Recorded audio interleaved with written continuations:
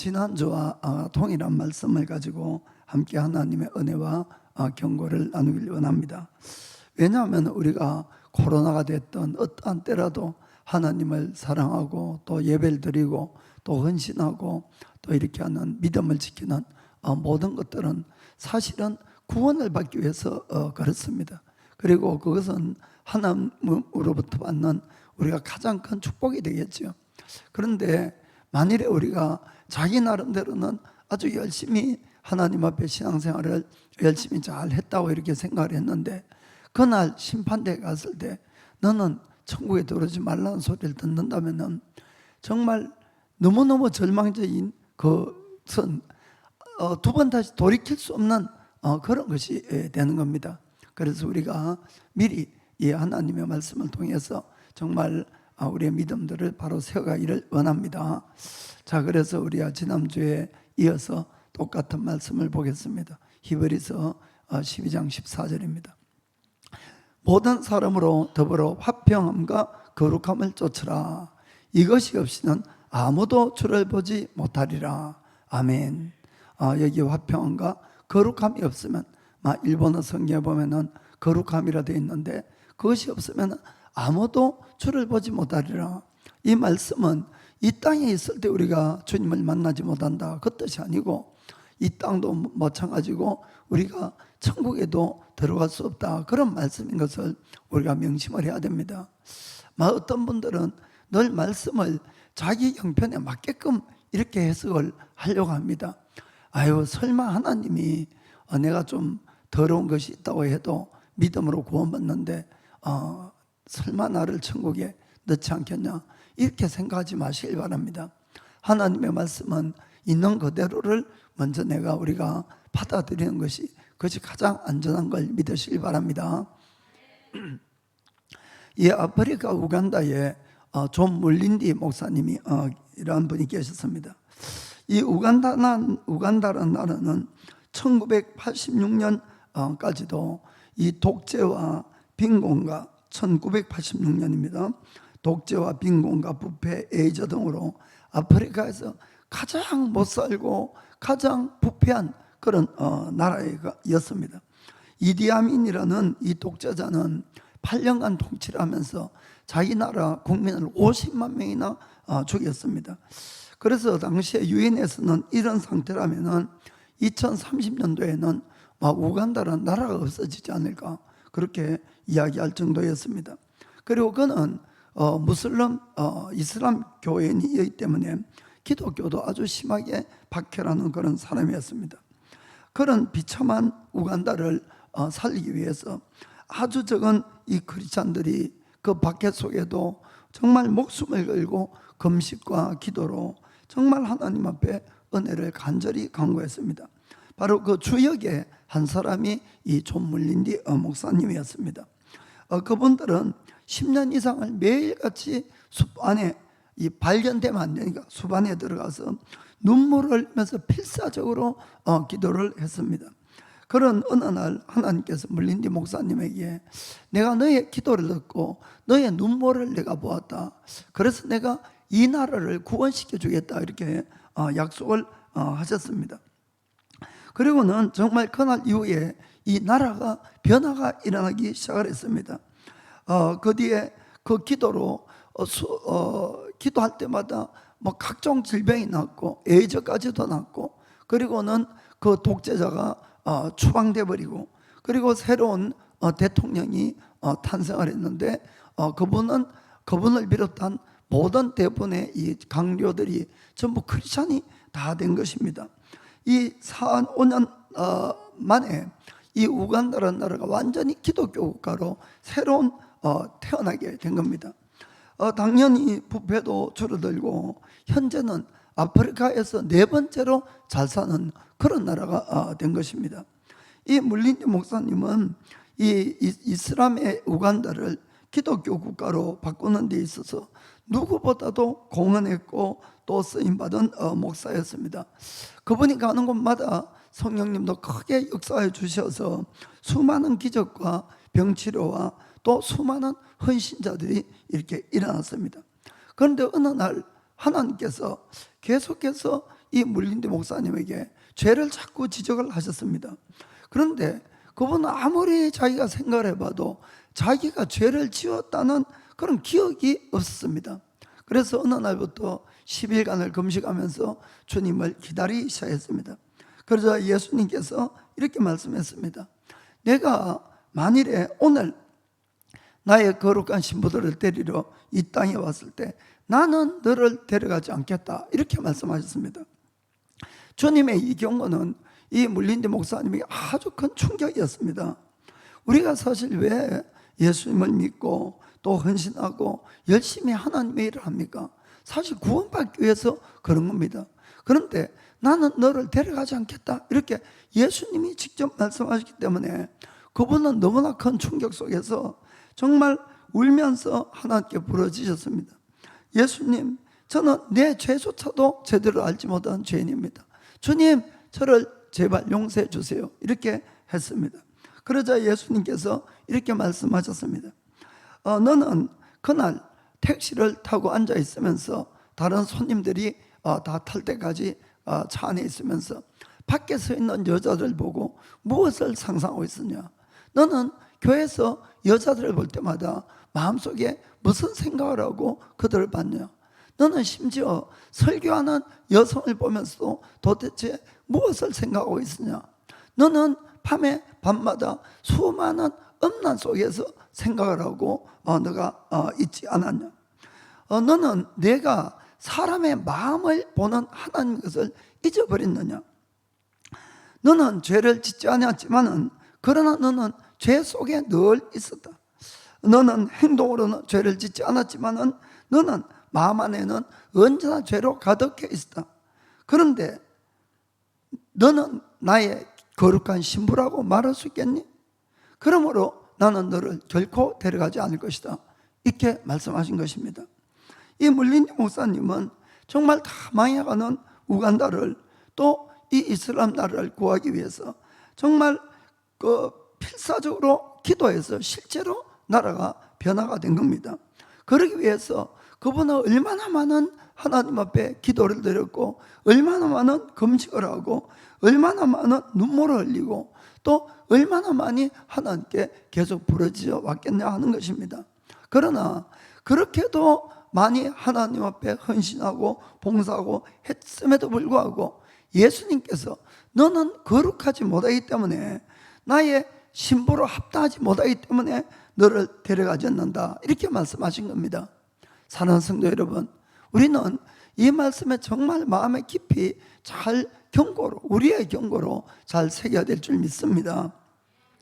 이 물린디 목사님은 이 우간다가 트랜스포메이션 된 다음에 세계적으로 아주 유명한 목사님이 된 겁니다. 그래서 여러 나라에서 계속 초청을 받고 수없이 강연을 나가고 이렇게 하게 되었습니다.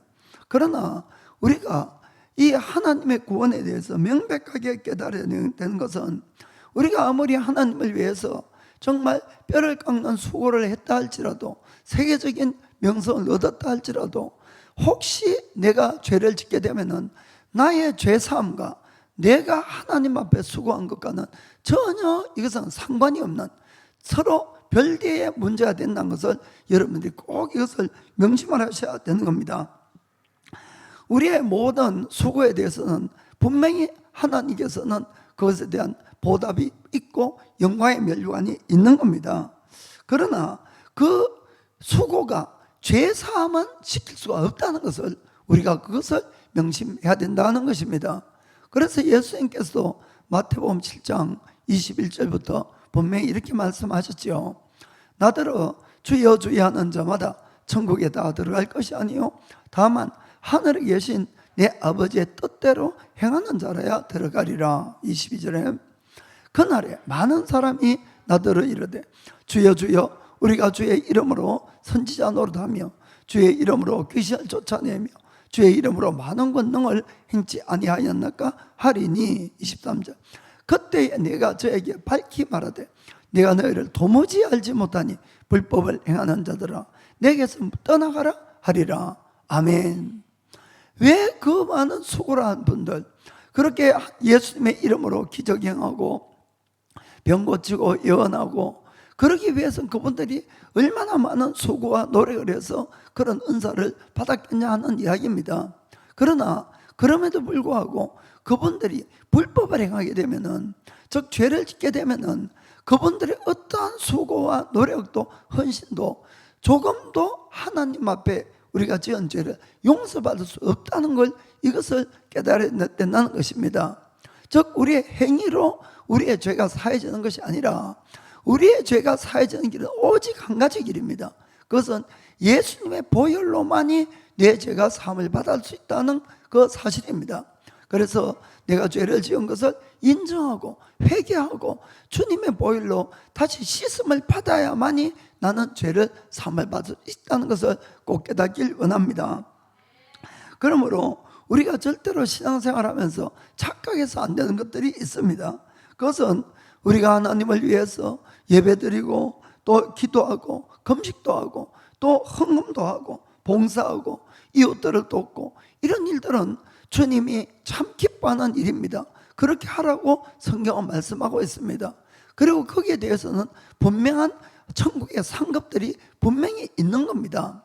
그러나 여기서 거듭 말씀드리는 것은, 우리가 그 많은 수고를 했다고 해서 내가 이렇게 헌신을 했으니까 하나님이 내가 짓는 그 조그만한 죄 정도는 봐주겠지, 그 정도는 눈 감아주겠지, 그 생각을 절대로 버리라, 이런 이야기입니다. 그것은 우리가 죄사함을 받는 거하고 내가 하나님 앞에 헌신한 거하고는 전혀 상관이 없는 것입니다. 만일에 우리가 죄사함을 받는 것이 나의 그런 노력이나 헌신에 의해서 조금이라도 죄 용서함을 받을 수 있다면 믿음으로 구원받는 것이 아니라 행위로 구원받는 겁니다. 그렇지 않습니까? 그러나 어떠한 사람도 행위로 구원을 받을 수가 없는 겁니다. 그래서 죄사함만큼은 오직 예수님의 보혈로만이 죄사함을 받을 수 있기 때문에 우리가 거룩하지 않으면 절대로 하나님을 볼 수 없습니다. 구원을 받지 못한다, 그 뜻입니다. 그래서 우리 속에 내가 어떠한 작은 죄를 할지라도 그 죄에 대해서 우리는 늘 정말 이 하나님 앞에 회개해서 우리 자신을 거룩하게 지켜가게 되기를 주님의 이름으로 축복합니다. 우리가 구원받았다 할지라도 우리는 육의 몸을 입고 살아가기 때문에 우리 속에서 끊임없이 일어나는 이 음란하고 또 미워하고 시기하고 질투하고 분노하고 또 여러 가지 욕망적인 그런 생각들이 끊임없이 올라오는 겁니다. 이것은 누구라도 다 마찬가지인 것입니다. 물론 우리가 이 엄밀하게 이야기하면은 그런 생각이 올라왔다고 그 자체가 죄가 되는 것은 아닙니다. 그것은 내가 원해서 되는 것이 아니라 그것은 마귀가 가져다 줄 수도 있고 내 속에서 올라올 수도 있는 겁니다. 그 자체로 그러니까 죄는 아니지만은, 그러나 그런 생각들이 올라올 때에 우리가 그 생각을 붙들어서 내 마음에 품을 때가 있다는 겁니다.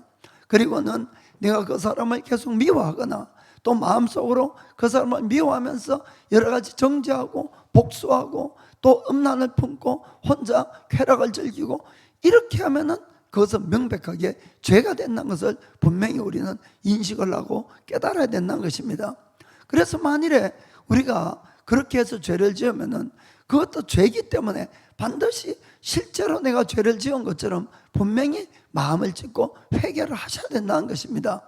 그리고 우리 마음에서 그런 올라오는 생각들과 우리가 싸워야 되지, 그래서 그냥 쉽게 내가 마음에 품고 죄를 지어서도 안 된다는 것을 말씀하는 겁니다. 왜냐하면 예수님이 분명히 이렇게 경고하기 때문에 그렇습니다. 마태복음 5장 28절 29절 보겠습니다.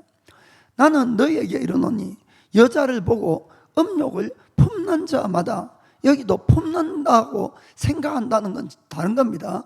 내 마음에 끌고 와서 품는 자마다 마음에 이미 간음하였느니라. 29절에 만일 너의 오른 눈이 너로 실족게 하거든 빼어내버리라.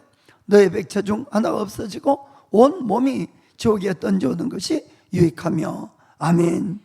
그렇습니다. 어떤 분들은 이 말씀은 너무 엄격해, 누가 이런 말씀을 지킬 수 있어, 이렇게 이야기할 수 있을 수 있습니다. 물론 사람의 입장에서는 그렇게 이야기를 하겠지만은, 그러나 이 말씀을 하신 분은 우리를 죽은 다음에 심판하실 심판주가 직접 이렇게 말씀했다는 것을 꼭 기억을 하시길 바랍니다. 그렇기 때문에 예수님이 우리를 거나 심판하실 때 반드시 주님께서 미리 말씀하시고 경고한 이 말씀을 토대로 우리를 심판하기 때문에 우리는 거룩을 향해서 더욱 달려가야 된다는 것을 잊지 마시길 바랍니다. 그러므로 우리가 매일매일 꼭 해야 할 일이 있습니다. 그것은 무언가 하면은 가장 중요한 것은 내가 어떤 위대한 일을 하는 그런 것이 아닙니다. 그것이 아니라 내 자신을 늘 돌아보고 내가 예수님의 신부로서 무엇이 부족한 것이 있는지, 죄를 지은 것이 있는지, 그런 것이 있다면 정말 마음으로 회개하고 그것을 버리고 두 번 다시 짓지 않으려고 이렇게 매일같이 결심을 하셔야 된다, 이런 이야기입니다. 우리 예수님이 언제 오실지 아무도 모르는 겁니다. 그렇기 때문에 그렇게만 우리가 준비를 하고 있으면 언제 예수님이 오셔도 전혀 문제도 없고, 또한 우리가 예수님 오시기 전에 먼저 죽을 수도 있는 겁니다. 그런다 할지라도 예수님 앞에 우리는 당당히 설 수 있을 줄 믿습니다. 그래서 사도 바울도 우리들에게 다음과 같이 권고하고 있습니다. 자, 데살로니가전서 5장 22절 보겠습니다. 악은 모든 모양이라도 버리라. 아멘. 우리가 이것은 괜찮겠지 하는 악은 없다는 겁니다. 이것은 괜찮겠지 하는 죄도 없다는 겁니다. 악이나 죄는 모든 모양까지라도 다 버리라고 이야기를 합니다. 23절 보면은 평강의 하나님이 친히 너희로 온전히 거룩하게 하시고 또 너희 온 영과 혼과 몸이 우리 주 예수 그리스도 강림하실 때에 흠 없게 보존되기를 원하노라. 아멘. 우리의 육신뿐만 아니고 우리의 영과 혼까지도 거룩하게 보존되기를 바란다, 이렇게 이야기를 한 것입니다. 이 물린디 목사님 이 간증은 저희 교회 홈페이지에 올라와 있습니다. 그래서 꼭 여러분들이 혹시 보지 않은 분들이 계시면 꼭 보기를 추천합니다. 자, 그러면 오늘 주제를 한번 생각해 보겠습니다. 우리를 향한 하나님의 뜻은 거룩함이라는 것입니다. 거룩함. 데살로니가전서 4장 3절 보면은 이렇게 되어 있습니다. 하나님의 뜻은 이것이니 너희의 거룩함이라. 아멘. 여기 분명히 하나님의 뜻, 우리를 향한 하나님의 뜻은 너희들의 거룩함이다, 이렇게 말씀했던 것을 여러분 아시길 바랍니다. 하나님은 우리 인간에게 가장 심각한 문제는 죄라는 문제입니다. 이 죄의 문제는 우리 인간이 절대로 해결할 수 없기 때문에 하나님의 아들이 직접 이 땅에 와서 죽어야만이 해결될 수 있는 문제였습니다. 사실 여러분, 이것은 우리가 생각하면 생각할수록 참 하나님이 하신 일이 너무나 감사할 뿐입니다. 세상 말로 말도 안 되는 그런 일을 하나님이 우리를 위해서 해주신 것이죠. 어째 그 피조물인 인간의 죄를 사하고 구원하기 위해서 자기의 아들을 십자가에 죽게 하시고 우리를 구원했겠냐 하는 이야기입니다. 그것은 여러분 아주 깊은 뜻이 있다는 것을 여러분 아셔야 됩니다. 물론 예수님의 죽으심 때문에 우리가 죄사함을 받고 구원을 받습니다마는, 그러나 거기에서 그치는 것이 아니고 우리 인간이 죄를 불러왔지요. 어떤 면에서 우리 인간이 마귀에게 지고 죄에 져서 우리가 이런 불행한 삶을 살게 되었는데, 이제는 하나님이 원하는 것은 죄를 사해주고 성령님을 부어줄 테니까 너희가 죄를 이기고 마귀를 이기는 자가 되기를 원한다. 이것이 하나님의 뜻이라는 것입니다. 그것이 바로 우리의 거룩함입니다. 거룩함. 죄를 쉽게 짓는 것이 아니라 죄와 싸워서 이겨야 된다는 사람을 만드는 것이 하나님의 뜻이다, 이것을 아시길 바랍니다. 하나님께서는 구약 때부터도 이스라엘 백성을 구원해주고 인류를 구원한 모든 것은 거룩함에 있습니다. 우리들의 레위기 21장 45절 보면은 나는 너희의 하나님이 되려고 너희를 애굽 땅에서 인도하여 낸 여호와라. 내가 거룩하니 너희도 거룩할지어다. 아멘. 하나님이 되려고 그들을 구원한 겁니다. 그리고는 하나님이 내가 거룩하니 너희도 거룩하라, 이렇게 말씀했습니다. 우리가 성경을 보면은 하나님이 우리를 이 창세 전부터, 세상을 만들기 전부터 우리를 미리 택해 놓았다고 이렇게 말씀합니다. 왜 미리 택했느냐 하는 것도 그것에 원인이 있습니다. 거룩함입니다. 그것도 에베소서 1장 4절 보겠습니다. 곧 창세 전에 그리스도 안에서 우리를 택하사 우리를 사랑 안에서 그리스도 앞에 하나님 앞에 거룩하고 흠이 없게 하시려고. 아멘. 하나님 안에서 우리를 미리 예정하시고 미리 택한 그 모든 것도 우리를 거룩하게 하고 흠이 없는 하나님의 자녀로 삼기 위해서 그렇다는 것을 꼭 명심을 하셔야 됩니다. 그렇기 때문에 나는 예수 믿고 제사함 받아서 이걸로 구원 받아서 이걸로 끝나는 것이 아니라는 것입니다. 우리는 그 다음에 우리의 삶이 죄와 싸워 이기고 죄를 지으면 회개하고 이렇게 해서 끊임없이 거룩을 향해서 나아가야 된다는 것을 꼭 여러분 명심하셔야 됩니다. 우리가 만일에 거룩을 버리게 되면 어떤 일이 일어나느냐. 다시 데살로니가 4장 3절부터 8절까지 한번 읽어보겠습니다. 하나님의 뜻은 이것이니 너희의 거룩함이라 곧 음란을 버리고 각각 거룩함과 존귀함으로 자기의 안에 취할 줄을 알고 하나님을 모르는 이방인과 같이 세욕을 쫓지 말고 이 일의 분수를 넘어서 형제를 해하지 말라. 이는 우리가 너에게 미리 말하고 정거한 것과 같이 이 모든 일에 주께서 신원하여 주심이라. 미리 말하였다. 한국말로는 일본어 성경에는 미리 말하고 엄격하게 깊이 싣고 경고했다 이렇게 되어 있습니다. 자 7절부터 하나님이 우리를 부르시면 부정케 하심이 아니요 거룩게 하기 위해서 불렀으니 8절에 그러므로 거룩을 저버리는 자는 사람을 저버림이 아니요 너에게 그의 성령을 주신 하나님을 저버림이니라. 아멘. 사랑하는 성도 여러분, 이 말씀을 잘 묵상해 보시기 바랍니다. 하나님은 우리를 거룩을 위해서 불렀고 제사하고 우리에게 하나님의 성령까지 부어주셨는데 만일에 우리가 거룩을 버리게 되면 이것은 사람을 버리는 것이 아니라 하나님을 버린 것이다 이렇게 성경에 되어 있습니다. 자 그러면은 그런 사람이 어떻게 구원을 받을 수 있겠냐 하는 이야기죠. 그렇기 때문에 우리가 너무 거룩에 대해서 너무 안이하게 생각하고 있는데 그렇지 않다는 겁니다. 주님이 우리를 부른 것은 어떤 큰 일을 하라는 것이 아니에요 여러분.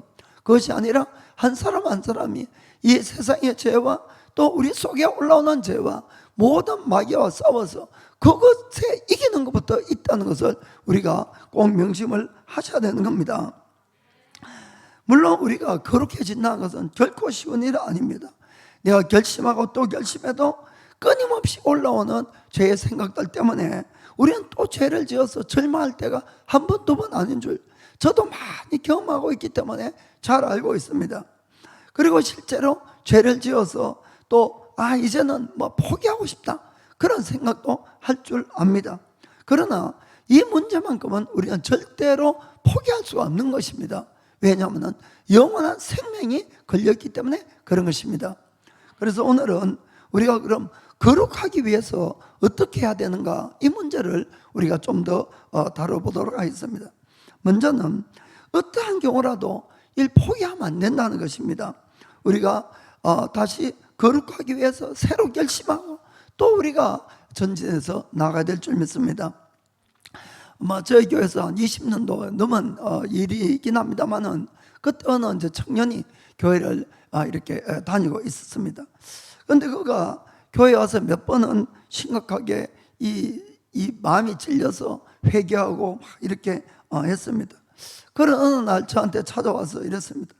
목사님, 저 이제 회개하는 거 그만뒀어요. 그러니 제가 너무 놀라가지고 왜 그러니까 그러는 거예요. 아니 제가 회개해봐야 교회 문 밖에 나가면 죄질 줄 뻔히 아는데 그러면서 자꾸 회개하는 자기가 더 이게 이 딜레마에 더 빠진다는 거예요. 그래서 자기 너무 거기에 싫어가지고 이제 자기 회개 그만두겠다고 그렇게 이야기를 했습니다. 제가 그 청년의 심정은 잘 이해를 합니다. 사실은 뭐 얼마든지 그럴 수가 있죠. 그러나 여러분 우리가 예수를 믿고 금방 거룩해지지 않는다고 해서 나는 이제 회개를 그만두겠어 이런 말은 나는 이제 천국 안 가고 나는 지옥 갈 거야 그 말하고 여러분 똑같은 것입니다. 그렇기 때문에 이 문제만큼은 어떠한 일이 있어도 다시 내가 죄를 지을 것 같아도 이 순간에는 회개를 하셔야 된다는 겁니다. 그러니까 예수님도 70번에 7번도 죄를 용서해 준다 그러지 않습니까? 그러니까 우리가 다시 회개하고 다시 거룩으로 나가고 우리가 일어서야 될 줄 믿습니다. 제가 여러분들에게 한 가지 말씀드리고 싶은 것은 우리가 영의 사람이 이 성장하는 것도 속도가 참 느리다는 겁니다. 우리는 예수를 믿고 하루아침에 뭐가 갑자기 될 것을 너무 바라는데 그것은 안 된다는 것이에요. 제가 말씀드리고 싶은 것은 우리가 육신의 몸이 자라는데도 20년이라는 세월이 걸려야지 성인으로 이렇게 인정을 합니다. 그렇죠? 그러니까 나의 이 영의 사람이 온전해질 때까지도 한 20년 걸린다 이렇게 생각하고 여러분들이 길게 보고 신앙생활을 꼭 하라 이렇게 말씀을 드리고 싶습니다. 그러니까 아브라함 같은 경우도 25년이라는 세월이 걸렸고 요셉 같은 인물도 13년의 세월이 걸렸습니다. 모세는 40년이라는 세월이 걸려서 하나님의 사람으로 빚어졌다는 것을 아시길 바랍니다. 그런데 우리가 예수 믿고 1년 2년 한번 해보고 사실은 1년 2년이 아니고 한 달 2달 정도입니다만은 열심히 해보고 그리고는 죄도 못 이기고 또 넘어지고 또 넘어지고 하니까 도저히 난 믿음 생활 어려워서 못하겠다고 이렇게 그만두려고 하는데 절대로 그렇게 하시면 안 된다는 것이죠. 그래 나도 한 20년 걸리겠다 생각하고 여러분들이 꾸준하게 이 문제를 하셔야 되는 겁니다. 사실은 이 문제만큼은 우리의 평생 걸리는 문제라는 것을 꼭 명심하시길 바랍니다. 우리의 관심은 빨리 뭔가 이루어지기를 원하는 것이 있죠. 그리고 우리의 관심은 이 세상에서 어떠한 출세도 하고 성공도 하고 마음은 소원을 이루고 또 행복하게 살고 이런 것에 더 관심이 있어서 열심히 그 일을 위해서는 우리의 모든 걸 투자를 하고 열심히 그렇게 살려고 합니다. 그러나 여러분 하나님의 관심은 늘 우리의 구원에 있다는 걸 아시길 바랍니다. 하나님의 구원에 관심이 있다는 뜻은 늘 우리의 거룩함에 관심이 있는 것이에요. 우리와 죄가 있으면 구원을 못 받으니까 늘 하나님의 관심은 우리가 거룩한가 아닌가, 죄를 지었으면 그 죄를 회개하도록 이렇게 인도하시고 우리가 거룩한 사람이 되도록 인도해 가는 데 관심이 있기 때문에 우리의 인생은 결코 내 뜻대로 안 되는 겁니다. 여러분 관심이 다르니까. 그래서 우리가 내 생각대로 인생이 안 풀리고 늘 고난과 고통이 많고 하는 그런 목적은 하나님이 그렇게 하시는 것이에요. 무엇 때문에 그렇게 합니까? 하나님의 거룩함에 동참하라고 그렇게 하는 것입니다. 히브리서 12장 10절에 그렇게 되어 있지요. 저희는 가는 것은 육신의 아버지입니다. 육신의 아버지는 잠시 자기들의 뜻대로 우리를 징계하였거니와 오직 하나님은 우리의 유익을 위하여 그의 거룩하심에 참여케 하시느니라. 아멘. 하나님처럼 우리가 거룩하게 되는 것, 거룩하게 되는 것이 사실은 우리에게 가장 유익이 있다는 사실을 여러분이 꼭 깨닫게 되기를 주님으로 축복합니다. 이 거룩, 왜 거룩해야 되느냐? 이것은 모든 것에 유익을 가져온다고 성경은 말씀합니다. 첫째는 거룩해야 내가 구원을 받습니다. 안전하게. 그리고 천국을 들어가는 겁니다. 그 다음에는 거룩해야 하나님의 복을 받고 하나님께 쓰임을 받을 수 있는 것입니다. 하나님은 어떤 사람도 다 쓸 수가 있습니다. 즉 어떠한 그릇도 하나님은 다 사용할 수 있지만은 하나님이 사용하지 않는 그릇, 절대로 사용하지 않는 그릇이 있습니다. 그것은 무슨 그릇인가 하면은 더러워진 그릇입니다. 더러워진 그릇. 그 그릇은 사용하지 않는다는 것을 아셔야 됩니다. 그래서 하나님이 우리를 복 주시고 우리를 사용하시고 영생을 주기 위해서 반드시 거쳐야 되는 것이 뭐냐? 우리의 거룩이라는 것입니다. 우리의 그릇들을 깨끗하게 씻는 것이에요. 주님이. 그것이 바로 거룩이지요. 그렇게 하기 위해서 우리가 그냥은 안 거룩해지니까 고난과 고통이라는 것을 통과시키면서 우리가 이 더러워진 모든 것, 욕심이나 이런 것을 다 버리게 되고 거룩에 동참해 갈 수가 있는 겁니다. 그래서 주님의 징계가 그렇게 해서 오는 겁니다. 그래서 내 인생이 안 풀리고 늘 고난이 계속되는 분들은 솔직하게 자기 자신을 돌아봐야 됩니다. 내가 과연 거룩한가? 내가 정말 하나님 앞에 서기에 합당한 자인가? 여기에 늘 열쇠가 있는 겁니다. 그래서 먼저는 내가 거룩하기 위해서 정말 노력을 하시고 회개하셔야 되는 겁니다. 물론 우리가 예수 믿고 나서 정말 거룩한 걸 안다 할지라도 거룩하게 되기는 참 어려운 건 사실입니다. 그러나 하나님은 우리를 반드시 거룩하게 한 다음에 복을 주시고 또 우리를 사용하시고 또 우리를 천국으로 데려가시기 때문에 어떠한 일이 있어도 거룩함을 포기해서는 안 된다는 겁니다. 거룩해야만이 영생을 얻을 수 있고 거룩해야만이 하나님의 복을 받고 쓰임을 받는 것입니다. 그래서 끝까지 우리가 거룩을 향해서 달려가야 되기를 예수님의 이름으로 축복합니다. 그 다음에 참 중요한 문제인데 이것은 죄를 지적받았을 때 우리가 솔직하게 인정을 해야 됩니다. 이 부분이 저는 많은 사람들에게 꼭 권유하고 싶은 부분입니다. 인간은 죄를 짓게 되면은 죄를 지은 것이 부끄럽다는 것을 본능적으로 다 알고 있습니다. 이것은 하나님이 우리를 그렇게 만들었지요. 동물은 그런 것이 없어요. 뭐 아무 데서나 오줌 싸고 뭐 싸고 이렇게 하죠. 그러나 사람은 부끄러움을 아는 것이에요. 이것을 죄를 지으면 그렇습니다. 그래서 죄를 짓고 나면은 다들 감추려고 해요. 감추려고. 부끄러우니까 이게 나타나는 것이. 이것은 우리가 뭐 말을 안 해도 아담과 하와의 자손들 다 잘 압니다. 아담과 하와가 죄를 짓자마자 하나님 앞에 부끄러움을 느끼고 스스로 이 나무 이파리를 따다가 자기들의 부끄러움을 가렸다 이렇게 되어 있습니다. 하나님이 나타나니까 떳떳하지 못하니까 숲 안으로 숨었다 이렇게 되어 있는 것입니다. 그래서 죄를 지은 사람의 특징은 감추는 것이에요. 그것을 죄를 안 지은 것처럼 이렇게 하는 것입니다. 그러나 죄라는 것은 감추었다고 덮어두었다고 절대로 없어지는 것이 아니라는 것입니다. 해결이 안 된다는 것입니다. 이것은 우리 인간은 해결할 수가 없으니까 하나님 앞에 죄를 인정하고 죄를 내가 자백해서 회개하는 것밖에 없다는 것이요. 회개. 이 죄를 버리는 수밖에 없다는 것입니다. 그렇기 때문에 하나님은 우리를 사랑하시고 우리를 구원하기 위해서 반드시 죄를 짓고 난 사람의 죄를 지적을 해 주십니다. 그거 버리라는 것이죠. 구원시키기 위해서. 그래서 하나님은 죄를 지적하는데 여러 가지 방법을 통해서 우리의 죄를 지적합니다. 모든 사람에게 공통적으로 죄를 지적하는 방법은 양심입니다. 양심. 하나님이 왜 양심을 줬습니까? 예수님을 믿든 안 믿든 다 양심이 있지요. 죄를 지으면 지적이 되고 마음이 아프고 죄다. 그것은 위험하다는 것이죠. 버리고 하나님께 와야 된다, 살 수가 있다, 이런 이야기입니다. 그리고는 이런 메시지를 통해서 하나님은 지적을 합니다. 성경 말씀을 읽을 때 죄를 지적합니다. 환경을 통해서도 죄를 지적합니다. 또 성령님께서 직접적으로 말씀을 하실 때도 있는 겁니다. 그렇기 때문에 죄를 지으면은 그 사람은 이게 죄다 하는 것을 아는 거예요. 아무 이거는 변명을 할 수 없는 이야기입니다. 그래서 성경에도 에베소 4장 30절 보면은 이렇게 되죠. 하나님의 성령을 근심하게 하지 말라. 그 안에서 너희가 구속의 날까지 인치심을 받았느니라. 아멘.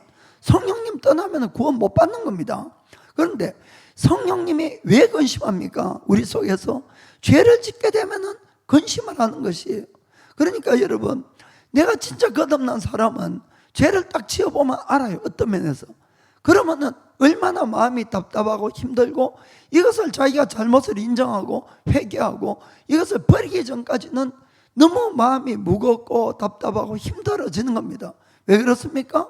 내 속에 계신 성령님이 근심하니까 자연적 무거워지고 어두워지죠. 기도가 됩니까? 절대로 기도가 안 됩니다, 여러분.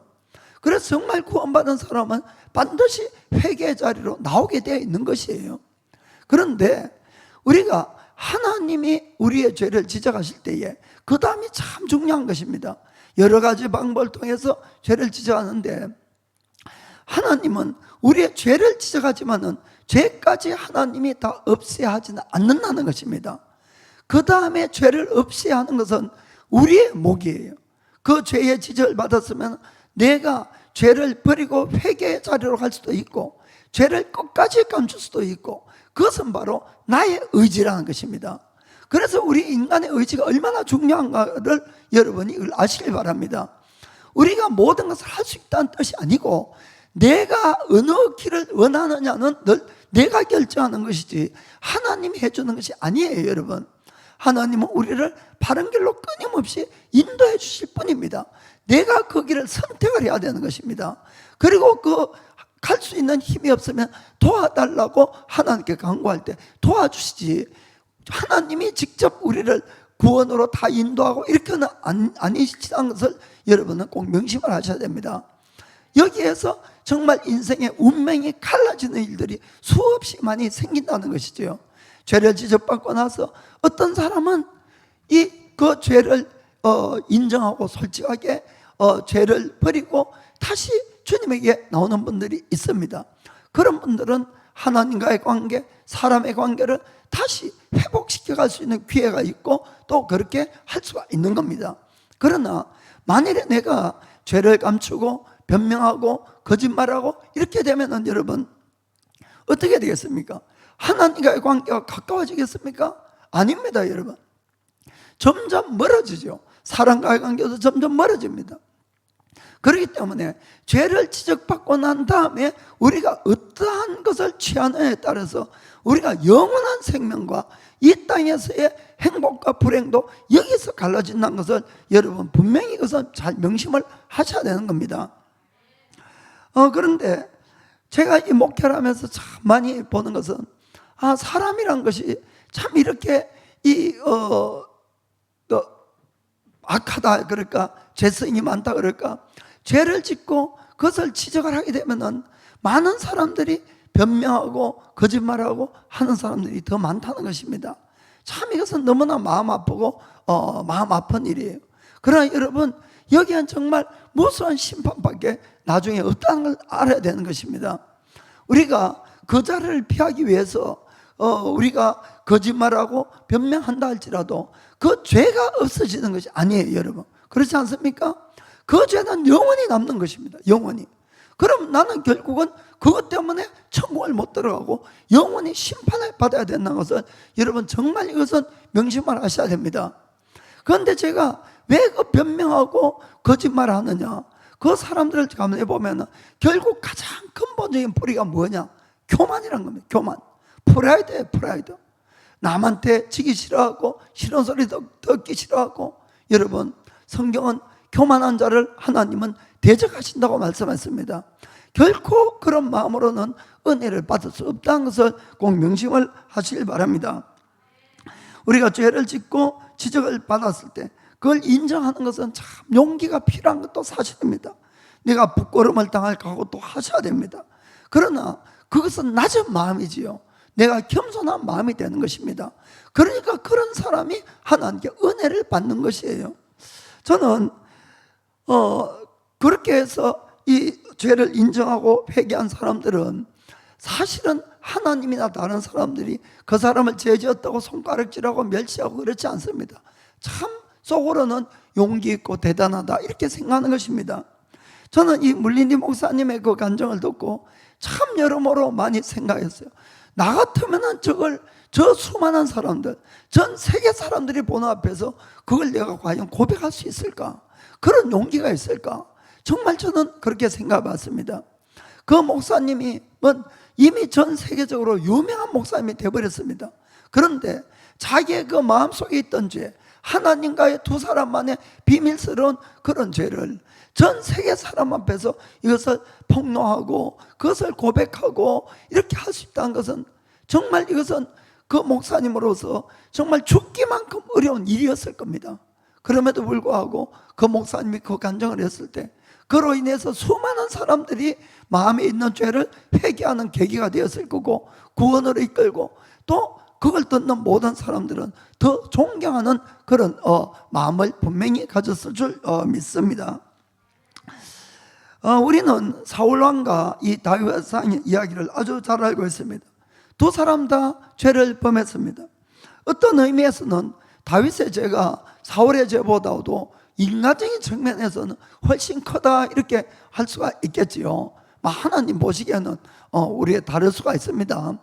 그런데 이 사울왕은 하나님이 아말렉을 다 진멸해라 이렇게 했을 때 가서 대부분은 다 죽였어요. 사람 다 죽이고 왕 아각만 살려놓고, 그리고 이 짐승도 다 죽이고 좋은 것들만 좀 남겨왔지요. 그런데 다윗은 어떤 죄를 지었습니까? 이 자기의 충성스러운 부하의 아내와 이 간통을 하고는 그 죄를 덮으려고 여러 가지로 노력하다가 안 되니까 결국은 그 부하까지 죽여버리는 죄를 지었습니다. 지금 이야기하면 간음죄와 살인죄를 정말 지은 것이죠. 정말 천인공노할 그런 죄를 지었습니다. 그럼에도 불구하고 이 두 사람의 운명은, 다윗은 결국 그 죄를 용서함을 받았고 사울은 그 죄를 용서함을 받지 못하고 영원한 멸망을 받게 된 겁니다. 그 갈림길이 어디 있습니까? 한 사람은 마음으로 죄를 회개했고 한 사람은 그 죄를 끊임없이 덮으려고 한 그 결과가 바로 이런 운명을 갈라놓았다는 것을 우리는 다시 한번 상기해 봐야 될 줄 믿습니다. 사울은 사무엘 선지자가 가서 이 죄를 지적했을 때 그가 그랬지요. 이 좋은 양이나 염소들은 나중에 하나님께 제사를 드리려고 이런 식으로 계속 변명을 했습니다. 이 사무엘이 계속 추궁을 하자 그는 사실대로 이야기를 합니다. 자, 사무엘상 15장 24절에 사울이 사무엘에게 이르되 내가 범죄하였나이다.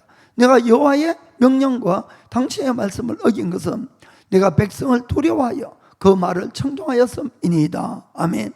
결국은 실토를 하고 말았습니다. 이 죄를 계속 추궁했을 때. 그리고 사무엘이 사울에게 당신이 하나님의 말씀을 버렸기 때문에 하나님도 당신을 왕의 자리에서 버렸다 이렇게 이야기를 하니까 그가 이 사무엘을 붙들고 간구를 합니다. 30절에 이렇게 간구를 하죠. 사울이 가로되 내가 범죄하였을지라도 청하옵나니 내 백성의 장로들의 앞과 이스라엘의 앞에서 나를 높이사 나와 함께 돌아가서 나로 당신의 하나님 여호와께 경배하게 하소서. 자, 여러분, 이 하나님 앞에 자꾸 죄를 감추고 하는 사람들의 특징이 여기 잘 나타나 있습니다. 그것은 무엇인가 하면은 모든 상황 속에서 이 사람들의 관심이나 이 사람들이 두려워하는 것은 하나님이 아니라는 것입니다. 이 사람들은 하나님을 다 보고 계시고 하나님을 두려워하는 것이 아니라 늘 사람을 의식하는 거예요. 사람을 의식하고 사람의 평가를 의식하고 사람으로부터 이익을 얻을 수 있는가 없는가, 여기에 늘 초점이 맞춰져 있는 겁니다. 그래서 아까 좋은 양, 염소 살린 것도 무언가 하면은 사람을 두려워해서 그랬다 이렇게 이야기를 하죠. 여기서도 하나님께 예배 드리는 것이 목적이 아니라 장로들이나 이스라엘 백성 앞에서 자기를 좀 체면 살려주고 좀 높여달라, 여기에 목적이 있다는 것입니다. 여러분, 그렇게 되면은 우리는 참된 회개를 할 수가 없다는 것을 분명히 아셔야 됩니다. 우리의 모든 죄의 회개는 하나님 앞에 하는 것이에요. 여러분, 사람에게는 잘못이 있으면 잘못을 비는 겁니다. 그래서 하나님이 용서를 해주셔야 된다는 것을 여러분 명심을 하셔야 됩니다. 이와 같이 피상적으로 할 수 없이 추궁을 당하니까 내가 잘못했다는 것은 회개가 아니라는 것입니다. 그리고는 그런 죄들은 자꾸 쌓여만 가는 것입니다. 여러분, 사울을 보면은 그는 아주 겸손한 사람이었어요. 아주 하나님을 경외하는 사람이었습니다. 죄를 지을 수 없는 사람이었어요. 그럼에도 불구하고 죄를 짓고 변명하고 그것을 회개하지 않으니까 이 죄가 점점 쌓였는데, 죄의 특징은 우리의 마음이 점점 강팍해진다, 딱딱해지는 겁니다. 이 마음이 부드럽지 않는 것이에요. 양심의 지적을 받지 못하는 겁니다. 화인을 받습니다. 하나님을 의식하지 못하는 것이에요. 그러니까 점점 죄 짓는데 담대하게 되는 것이 바로 회개하지 않은 사람의 특징이 되어 간다는 것을 아시길 바랍니다. 나중에 이 사울은 어떠한 죄를 짓습니까? 하나님의 제사장 85명을 한 자리에서 죽이면서도 하나님 앞에 두려움이 없었다, 그런 사람이 됐다는 것입니다. 그러니까 결국 그의 죄와 함께 영원한 멸망의 길을 갈 수밖에 없었다는 겁니다. 그러나 다윗의 경우는 나단 선지자가 와서 그의 죄를 지적했을 때 다윗은 어떠한 행동을 취합니까? 다윗은 왕입니다. 왕. 문무백관이 자기 주위에서 다 보고 있는데 그 앞에서 왕의 체면을 다 버립니다. 사람을 의식하지 않는 것이에요. 누구를 의식합니까? 하나님을 의식했지요. 하나님을 두려워한 겁니다. 그리고는 그는 무릎을 꿇고 하나님 앞에 울면서 금식하면서 자기의 죄를 용서해달라고 이렇게 고백을 하는 모습을 우리가 볼 수가 있는 것입니다. 그래서 다윗의 모든 행위는 언제나 하나님께서 나를 어떻게 보실까? 하나님을 두려워한 마음이고, 사울의 모습은 언제나 하나님은 뒷전이고 사람이 나를 어떻게 생각할까? 여기에 두 사람의 갈림길과 참된 회개와 그렇지 않은 것이 있다는 것을 우리가 볼 수가 있는 것입니다. 그래서 다윗은 죄 용서를 받습니다. 자, 사무엘하 12장 13절 보니까 다윗이 나단에게 이르되 내가 여호와께 죄를 범하였노라. 여기 보면은 다윗은 여호와께 하나님께 죄를 지었다 이렇게 이야기합니다. 아까 사울은 내가 죄를 범했다, 이것은 사무엘에게 이야기한 겁니다. 이것이 너무 다르지요. 그러자 나단이 다윗에게 대답하되 여호와께서도 당신의 죄를 사하셨사니 당신이 죽지 아니하려니와. 아마 자식이 죽지요. 자, 그렇기 때문에 우리가 죄를 지적받았을 때에 이 정말 다윗과 사울은 너무나 우리에게 좋은 교훈을 가져다 준다는 것을 꼭 명심을 하시길 바랍니다. 그래서 정말 하나님을 의식하고 하나님을 두려워해서 하나님 앞에 내 죄를 인정하고 꼭 고백하게 되기를 주님으로 축복합니다. 우리가 죄사함을 받게 되면은 우리가 압니다, 여러분. 그래서 회개도 내가 막 회개를 한다고 회개가 아니고, 회개를 해서 하나님이 정말 받으신 회개는 내가 알 수가 있어요. 내가 죄를 지으면은 성령님이 근심을 하니까 내 마음이 답답하고 기도가 안 됩니다. 그리고는 정말 마음이 너무 무거워요. 걱정, 근심이나 이 두려움과 불안이 가득 찼는데, 우리가 이게 진짜 하나님 앞에 회개가 되면은 내 마음에 이런 것들이 싹 없어지는 겁니다. 그리고 평안과 감사가 다시 오고 내 마음도 다시 부드러운 마음으로 이렇게 변화가 되어서 하염없이 눈물이 흘리고 이렇게 되는 겁니다. 그렇기 때문에 여러분들이 죄를 지으면은 절대로 이것을 감추지 마시길 바랍니다. 사실은 하나님은 이미 다 알고 계시기 때문에 아무리 감추려고 해도 감출 수가 없는 겁니다. 그래서 오히려 솔직하게 고백을 하시고 죄를 회개하게 되기를 주님으로 축복합니다. 자, 잠언 28장 13절에 자기의 죄를 숨기는 자는 형통치 못하나 죄를 자복하고 버리는 자는 불쌍히 여김을 받으리라. 아멘입니다. 아멘. 그 다음에는 마음으로 죄를 회개해야 되는 것입니다. 우리가 죄를 인정했으면 정말 죄를 마음으로 회개하는 것입니다. 이것은 마음으로 회개한다 그 뜻은 무슨 이야기냐면은 나의 삶의 방향을 완전히 바꾼다 그 뜻입니다. 그냥 입술로만 하나님 잘못했어요, 용서해 주세요가 아니고 내가 지은 죄를 정말 버려야 됩니다. 그리고는 그것에 끝나는 것이 아니라 그 죄가 반대되는 하나님이 기뻐하시는 일을 할 때 그 사람이 진짜 회개했구나, 이것이 인정된다는 것을 여러분 아시길 바랍니다. 그래서 성경은 그래서 구체적으로 말씀하고 있습니다. 에베소서 4장 22부터 보겠습니다. 너희는 유혹의 욕심을 따라 썩어져가는 구습을 쫓는 옛사람을 벗어버리고, 아멘, 오직 심령으로 새롭게 되어 하나님을 따라 의와 진리의 거룩함으로 지으심을 받아 새 사람을 입어라. 아멘. 우리가 옛사람을 버리는 것, 죄를 버리는 것에 끝나면 안 된다는 것입니다. 반드시 새 사람을 입을 때 이 사람이 회개를 했다, 이것이 인정이 된다, 이런 것이죠. 그래서 그 25절부터 보면은 구체적으로 어떤 것이 죄를 회개하느냐 이것이 적혀 있습니다. 그런즉 거짓을 버리고 각각 그 이웃으로 더불어 참된 것을 말하라. 이는 우리가 서로 지체가 됨이니라. 아멘. 예를 들어서 내가 거짓말을 했다 그러면은 거짓말을 버리는 것에만 그치는 것이 아니고 거짓말을 버린 다음에 참된 것을 말을 할 때 이 사람이 진짜 회개했다, 이것이 인정된다 그 뜻입니다. 이해가 되시죠? 그리고 그 다음에도 쭉 보면은 분노함에 대해서도 나와 있고 우리가 도둑질에 대해서도 나와 있고 남에게 나쁜 말하고 악한 말을 한 것에 대해서도 쭉 나와 있습니다. 그것을 버릴 뿐만 아니고 오히려 내가 참된 것을 행할 때 너희가 온전히 회개를 했다, 이런 것입니다. 그래서 사랑하는 성도 여러분, 그냥 입술만의 회개는 다윗, 이 사울의 회개와 똑같은 것입니다. 그것이 아니라 다윗처럼 정말 버리고 내가 온전히 주님께 돌아오게 되기를 주님으로 축복합니다. 마지막으로 우리가 생각할 것은 매일같이 우리가 성령 충만과 성령님의 도우심을 구해야 된다는 것입니다. 우리 크리스천으로서 매일 열심히 구해야 될 것이 있다면 그것은 성령 충만입니다. 성령 충만. 우리가 하나님의 영으로 충만하게 되면은 우리가 죄에 대해서나 세상에 대해서나 자기 자신에 대해서나 쉽게 이겨갈 수가 있기 때문에 그런 것입니다. 그래서 성경은 이렇게 분명히 약속하고 있습니다. 갈라디아서 5장 16절 보면은 내가 이르노니 너희는 성령을 쫓아 행하라.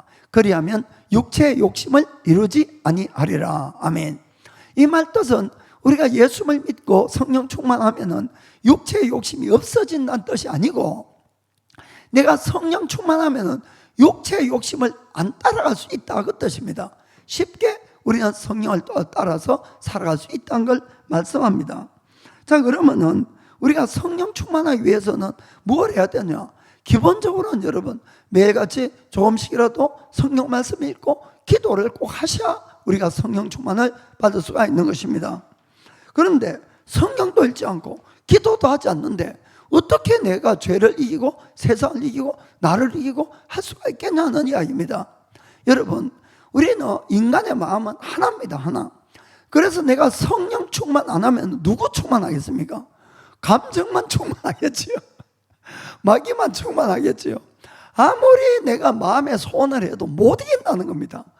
내가 성령님으로 가득 차야만이 쉽게 죄나 마귀나 모든 것을 이겨갈 수 있는 것입니다. 그래서 우리가 꾸준하게 하루하루 해서 어떤 효과가 전혀 없는 것처럼 보여도 그렇지 않다는 겁니다.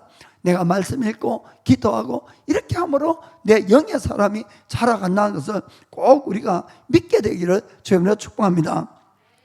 어느 경마장에서 부정 사건이 있어서 이 말을 사육하는 사람이 체포가 되었습니다. 그 사육사는 다음 경기에서 어떤 말이 우승할 거냐 하는 것을 미리 다 알고 그 정보를 이제 팔아넘겼어요. 그래서 경찰이 와서 그걸 이제 붙잡은 겁니다. 그런데 이 경찰 관계자들이 그런데 이 사람이 어떻게 해서 그다 어떤 말이 우승을 할까 이것을 알았을까, 그것이 의문이었어요. 그래서 그에게 물어보니까 그 사람이 이렇게 대답했습니다.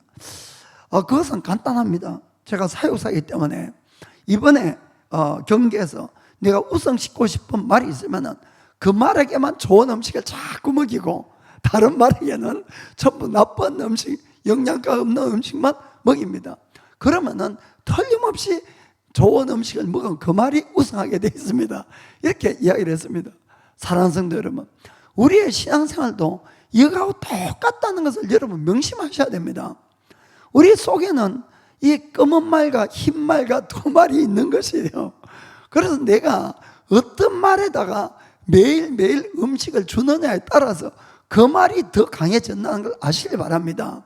정말 우리 속에 있는 육신의 사람을 살찌울 것인지 영의 사람을 살찌우실 것인지 그건 내가 해야 되는 일이라는 것입니다. 그래서 우리가 이 육신의 이 사람만 실컷 살찌워 놓고는 승리한다는 건 절대로 있을 수가 없는 것입니다. 그래서 내가 매일의 신앙생활에서 승리하기 위해서는 내 속에 있는 흰 말에다가 내가 영의 사람에게다가 매일같이 좋은 음식을 매일 줘야 되는 것입니다. 그러면 당연히 강건해지고 육신의 사람을 이기게 될 줄 믿습니다. 우리의 신앙생활 속에서 우리의 결심이나 우리의 노력도 참 중요합니다. 그것에 의해서 우리의 의지가 어디에 있는 것을 하나님께 알릴 수가 있고 도움을 받을 수가 있기 때문에 그렇습니다. 그러나 우리가 우리의 죄라든지 또 자기의 욕심을 이길 수 있는 이 힘과 능력, 다른 사람들이 나에게 상처를 주거나 죄를 지었을 때 그들을 용서하고 또 사랑할 수 있는 이런 능력과 힘, 또 내가 세상의 모든 유혹보다도 하나님을 더 관심이 있고 사랑하고 또 주님을 따라가는 이런 능력, 이런 것들은 위에서부터 내려와야 되는 겁니다. 내 힘과 노력으로는 안 되는 겁니다. 그래서 성경은 이런 것들은 능력으로 의하지도 않고 또 이 권력으로도 의하지 않고 오직 하나님의 영으로 말미암는다, 이렇게 말씀하고 있는 것입니다. 그래서 늘 우리는 우리의 영의 사람의 성장에 힘을 써야 됩니다. 그것이 바로 기본적으로 적더라도 말씀 읽고 기도하고 이것에 우리가 충실을 해야 됩니다. 그렇게 하면은 우리가 조금씩이지만은 나의 영의 사람은 반드시 자라게 되어 있습니다. 그렇게 되면은 우리가 주님의 모습을 더욱 닮게 되고, 또 어느 때가 되면은 정말로 진리 안에서 참 자유를 얻는 우리가 되기를 믿습니다. 그렇게 되기를 예수님의 이름으로 축복합니다. 자, 기도하겠습니다.